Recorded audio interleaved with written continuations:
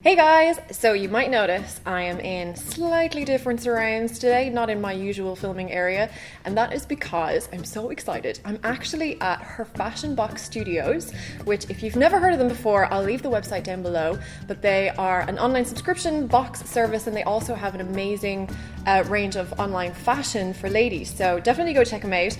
But they asked me to come in and pick my top 10 picks from their range and model them for their website. So I'm going to be a model today. Never done it before, super duper nervous, but very excited, and obviously it's not something you get to do every day, so of course I jumped at the opportunity. And if you want to see my top 10 picks and see what I picked out, have a look for yourself. I will leave the link to that page down below. Go and have a look, check out my modeling skills. Please don't judge me too harshly, guys. So I have recorded this entire tutorial, my hair, my makeup, everything.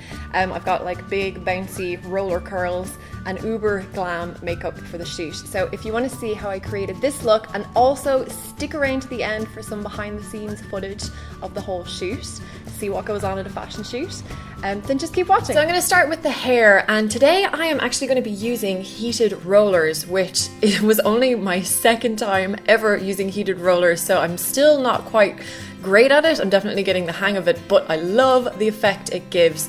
So I'm using the Babyless ceramic pulse heated roller. So it's a set of 20. There's 3 different sizes, a small, medium, large, and I'm using the largest size kind of at the top of my head where I want the most volume, and then moving down to the smaller sizes kind of the further down my hair I get. And because I'm not that good at using these, it took like, I don't know, 15 minutes to put them in. My arms were hanging off me at the end. But again, I love the result. And this set actually came with those kind of butterfly clips, so I think that makes it a little bit easier rather than having to use like pins to hold them in place. And the roller itself has kind of a velour finish to it, so it kind of grips your hair a bit and makes it a little bit easier to wind the hair around without bits kind of falling all over the place. And you basically want to do that the whole way around your head. And then we'll just let them set and move on to the makeup. For my primer today, I'm using Benefit's Professional. This does photograph beautifully and gives a very, very smooth texture to the skin, so that's why I chose this one. For my foundation today, I'm using MAC Studio Fix Fluid. Again, I chose this because it photographs amazingly. And I mixed a little bit of NC25 and NW15 just to give me a slightly more neutral base. And you might notice I'm wearing false tan, so that's why I'm going a little bit darker with my foundation today, and I'm just going to buff that in all over with my Zoeva foundation brush. For concealer, I'm going to use my MAC Studio Finish Concealer Palette. This is in the medium shade rather than the light shade that I usually use, again just because I'm wearing false tan. And I'm just going to lightly buff that onto areas that I needed extra bit of coverage, so around my nose where it's red and on a few little blemishes on my face. And for my powder, I'm using MAC Mineralized Skin Finish in medium, and you'll notice that I haven't put any concealer under my eyes yet, and that's because I wanted to be able to clean up if there's any mess or fallout. Onto the eyes, I'm first going to prime them with the Urban Decay Primer Potion, and I'm bringing that onto the lower lash line and also through my brows. For my brows today, I'm using Makeup Forever Aqua Brow, and this is in the shade 15. And I'm just going to run that through my brows with a Zoeva wing liner brush. I have found this goes on so much easier if you put a little bit of primer through your brows first. It kind of sticks a bit better and you get a bit more pigment. But I'm still going to go over it with a little bit of MAC's Mystery eyeshadow, again just to add a bit more intensity and to add a bit more texture to the brows. The first eyeshadow I'm going to use is one of the Makeup Geek foiled eyeshadows, and this is Mesmerized. And I'm going to pack that onto the outside half of my eyelid using a MAC 239 brush, which is a flat, dense brush, so great if you want a lot of pigment.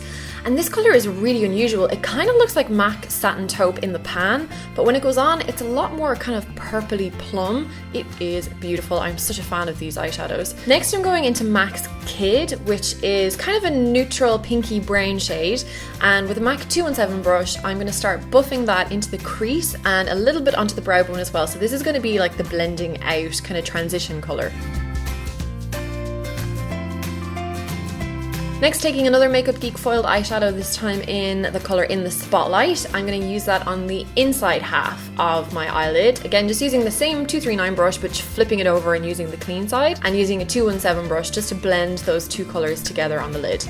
Next I'm taking MAC's Mylar eyeshadow, and using a clean eyeshadow brush, I'm going to buff that right in at the very, very inside corner and right in at the bridge of the nose.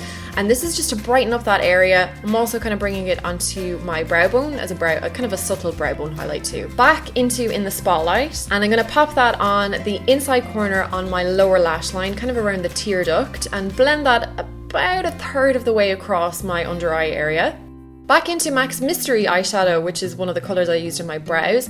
On a 217 brush, I'm going to start intensifying the outside corner of my eye, so that outer V shape into the crease and just kind of that outside, like maybe quarter of the eye, just lightly buffing that colour on and building up the intensity a little bit.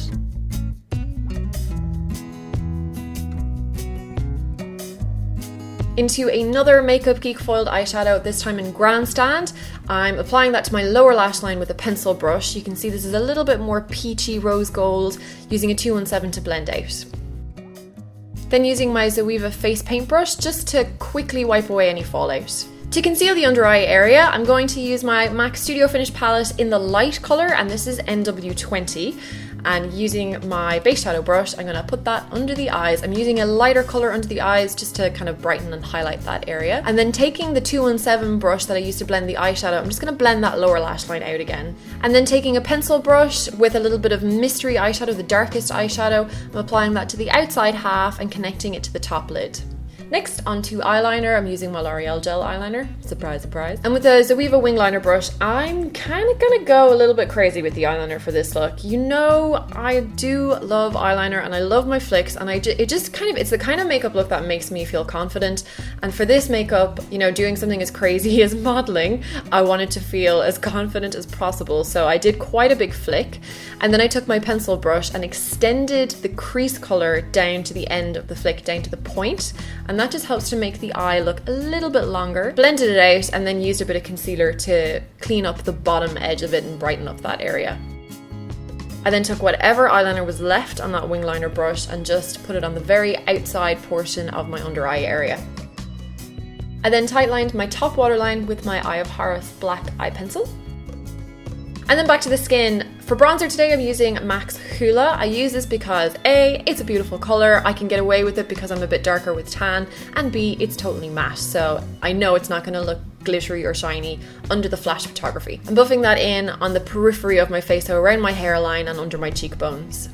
For my contour today, I'm going to take MAC's Omega eyeshadow, and using that Zoeva face paint brush, again, the same one I used to clean away the fallout, I'm just going to buff that right into the hollow of my cheekbones and use my foundation brush to buff away the edge so it looks very soft and natural. And for my highlight, I'm taking MAC's Emphasize highlighting powder, and just on that same big fluffy brush I used for the bronzer, I'm just popping that on the top of the cheekbones, tip of my nose, and the other cheekbone. For blush, I used MAC Rosy Outlook, which is a lovely, kind of subtle peachy pink colour. It's a satiny matte finish, so not glittery, but for some reason it gives a little bit of a sheen. Very natural though. I'm buffing that onto the apples of the cheeks and also kind of bringing it back a little bit onto the cheekbone too.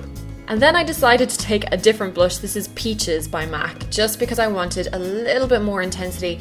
In flash photography, sometimes the makeup can get a little bit washed out, so I am going probably a bit stronger than your everyday makeup look, just so you can actually see the makeup in the photographs. Back to the eyes, I'm going to put on mascara. Today I'm using the Max Factor Masterpiece Transform. And for my lashes, I'm using the Alessandra style by Glam Eyes, the manicure lashes. These are beautiful. They are a very convincing dupe for velour lashes, mink eyelashes, but they are completely cruelty-free because they're artificial. And they felt really comfortable too, considering how heavy they are, but yeah, really beautiful, fluttery kind of lashes. Onto the lips, I'm using my number 7 lip pencil in Nude, and this is all I used on my lips actually. So I used this to overdraw. Look away if you don't like overdrawn lips, but I do, so I'm gonna overdraw them. So I use this, yeah, just to line my lips and then also fill the colour in.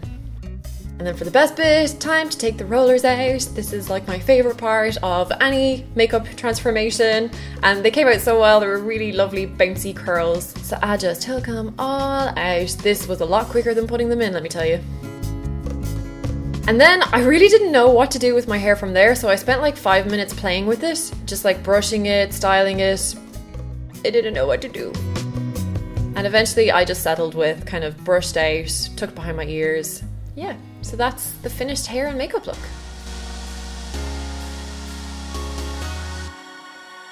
Here is the aftermath, and stay tuned for the photo shoot.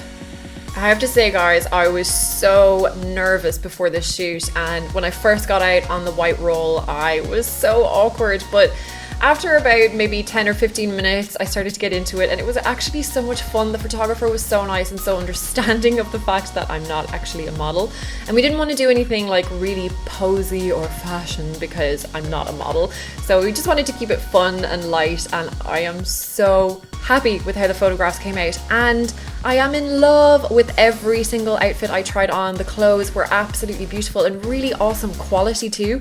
So definitely go and check out the Her Fashion Box website and have a look at all my pictures. And again, just please be kind, guys. I'm not a professional model. It was such an amazing experience though, and I'm so thankful to have been able to do it. And I'm so thankful to all of you guys for supporting me, because without you, I wouldn't be able to do all of these amazing things. So thank you so much for watching, guys.